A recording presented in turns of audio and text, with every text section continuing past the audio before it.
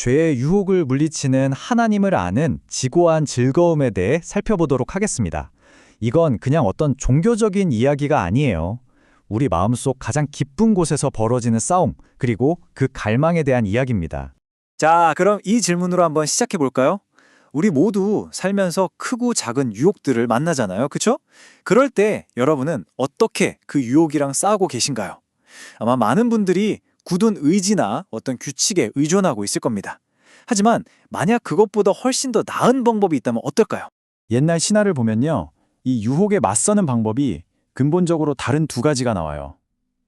오늘 저희는 이 두 가지 이야기를 통해서 죄의 유혹을 이기는 아주 중요한 원리를 발견하게 될 겁니다. 첫 번째 방법은 바로 오디세우스의 이야기에서 찾을 수 있습니다. 트로이 전쟁을 끝내고 집으로 돌아가던 길이었죠. 그런데 아주 위험한 곳을 지나야만 했어요. 바로 선원들을 유혹해서 죽게 만드는 그 악명 높은 사이렌의 섬 말입니다. 사이렌의 노래는 어찌나 매혹적인지 그 누구도 저항할 수가 없었다고 하죠. 오디세우스가 정말 머리가 좋잖아요. 그래서 아주 영리한 계획을 세웁니다. 먼저 선원들 귀는 밀랍으로 꽉 막아서 아예 노래를 못 듣게 하고요. 자기는 또 그 노래가 너무 궁금했는지 자기 몸은 돛대에 꽁꽁 묶어달라고 하죠. 그러면서 선원들한테 신신당부를 해요. 내가 아무리 풀어달라고 애원하고 소리쳐도 절대 풀어주면 안 된다고요. 이건 전적으로 외부의 물리적인 힘에 의존하는 방법이었던 거죠. 자, 그런데 이 방법의 결정적인 허점이 바로 여기에 있습니다. 예상대로 오디세우스는 사이렌의 노래를 듣자마자 완전히 넋이 나가버렸어요.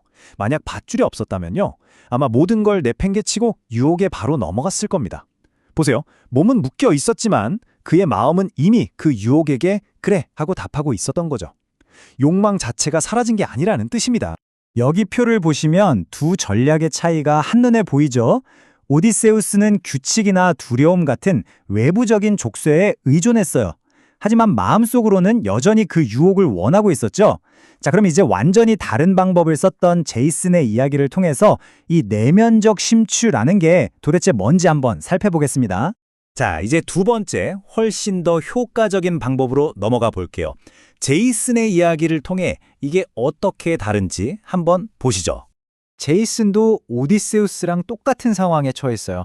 사이렌의 유혹을 마주한 거죠. 그런데 그는 완전히 다른 카드를 꺼내듭니다. 바로 그 누구와도 비교할 수 없는 엄청난 음악가 오르페우스를 자기 배에 태운 거예요. 제이슨은요, 귀를 막지도 않았고 몸을 묶지도 않았습니다. 대신에 그 유혹의 순간이 다가오자 오르페우스에게 말하죠. 지금 당장 세상에서 가장 아름다운 노래를 연주해달라고요. 그랬더니 어떻게 됐을까요? 제이슨과 선원들은 사이렌의 노래는 신경도 쓰이지 않을 만큼 오르페우스의 그 황홀한 연주에 완전히 빠져들어 버린 겁니다. 바로 이겁니다. 이게 핵심이에요. 제이슨이 이긴 건 막 힘들게 싸워서 이긴 게 아니에요. 그의 마음이 이미 사이렌이 줄 수 있는 것과는 비교도 안 될 만큼 더 위대하고 더 아름다운 것에 사로잡혀 있었기 때문이죠. 그러니까 유혹이 그냥 힘을 잃어버린 거예요. 싸울 필요조차 없었던 겁니다. 이 더 아름다운 노래라는 비유 정말 강력하지 않나요? 이게 바로 우리가 죄를 이기는 핵심적인 신학적 원리와 딱 맞아떨어집니다. 제이슨의 이야기가 우리에게 알려주는 게 바로 이거예요. 우리가 죄에 대해서 싫어라고 말할 수 있는 힘은 사실 그보다 먼저 하나님의 그 놀라운 아름다움과 영광에 네라고 마음으로 고백하는 데서 나온다는 겁니다. 죄를 거부하기 전에 하나님을 먼저 사랑하는 것, 그게 순서라는 거죠. 자, 이 우선적인 예라는 개념을 조금 더 명확하게 정의해 볼게요. 이건 뭐냐면 죄의 유혹이 시시하게 느껴질 만큼 하나님의 선하심과 아름다움에 먼저 기뻐하고 마음을 온통 빼앗겨버린 상태를 말하는 겁니다. 진짜 변화는 바로 하나님 안에서 기쁨을 찾을 때 시작되는 거죠. 자, 그럼 이 원리를 우리 삶에 어떻게 적용할 수 있을까요? 이제 단순히 행동을 바꾸는 걸 넘어서서 우리 마음의 근본적인 변화를 위한 실질적인 모델로 한번 들어가 보겠습니다. 우리 마음이 변하는 과정은 크게 4단계로 볼 수 있어요. 첫 번째, 모든 문제는 결국 내가 지금 무엇을 예배하고 있는가의 문제라는 걸 깨닫는 겁니다. 두 번째, 복음이 주는 그 놀라운 은혜를 통해서 굳어있던 마음이 변화되는 거고요. 세 번째, 하나님보다 더 사랑했던 것들, 그 헛된 우상들을 버리는 겁니다. 그리고 마지막으로 텅 비어버린 그 마음의 보좌에 그리스도를 모시는 거죠.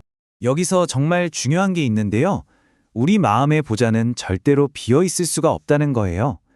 그냥 나쁜 것들, 우상들만 버린다고 끝나는 게 아닙니다. 그 자리에 그리스도를 나의 왕으로 모시고 그분을 사랑하고 기뻐할 때, 그때 비로소 진짜 변화가 일어나는 겁니다. 자, 이제 지금까지 살펴본 모든 개념들을 하나로 모아서 가장 중요한 핵심 메시지를 정리하면서 마무리하도록 하겠습니다. 사실 우리 주변에, 아니 어쩌면 우리 자신이 오디세우스처럼 살아갈 때가 많아요.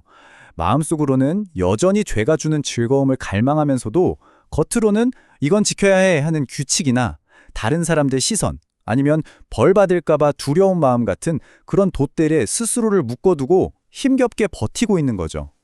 하지만 그건 진짜 승리가 아닙니다. 결론적으로 진정한 승리는 더 빡빡한 규칙을 만드는 데서 오는 게 아닙니다. 그것은 더 위대한 사랑, 바로 하나님의 그 아름다움과 영광에 우리 마음을 온통 빼앗길 때 찾아옵니다. 여러분의 마음을 사로잡고 있는 가장 아름다운 노래는 지금 무엇인가요?